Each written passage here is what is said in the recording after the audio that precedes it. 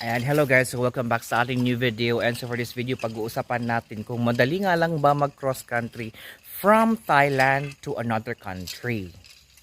Ayan. First, pag nasa Thailand ka, dapat meron kang valid visa. So maraming klaseng visa dito sa Thailand. Meron siyang retirement visa, merong non-B visa, merong non-O visa, merong student visa. Ayan. And then, syempre, pag lilipat ka ng ibang country, depende na naman sa plano mo. Kung plano mong magtrabaho doon or plano mong mag-tour doon. Hindi naman ganun-ganun kadali pumunta sa ibang country na parang mag-jeep ka lang. So, pag pupunta ka ng ibang country, kailangan din ng visa. Philippine passport, merong mga countries na free visa lang or visa upon arrival.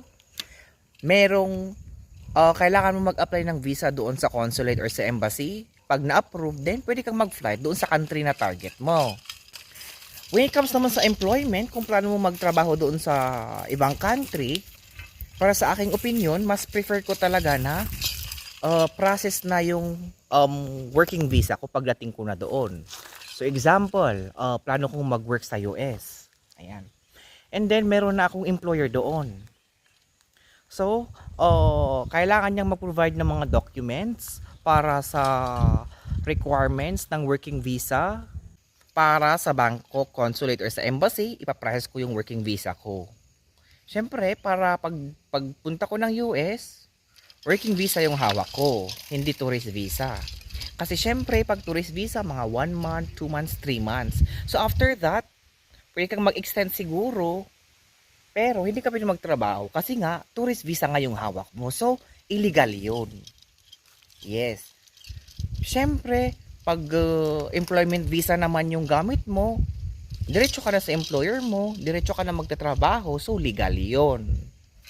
So wala kang magiging problema kahit may pulis man sa harapan mo or kahit may immigration officer man sa harapan mo, walang problema. Kasi yung hawak mo is employment visa. O, gets po ba? Ayan. So it means, hindi basta-basta mag-cross country. Or hindi basta-basta lumipat ng ibang country. Yes, hindi po ganoon kadali na parang mag-jeep ka lang kanto-kanto. Ganon po yun. Opo. Para sa akin kasi, mas gusto ko kasi yung sigurado na kung lilipat man ako ng ibang country, mas magandang employment visa na yung gamit ko at pagdating ko sa country na yan.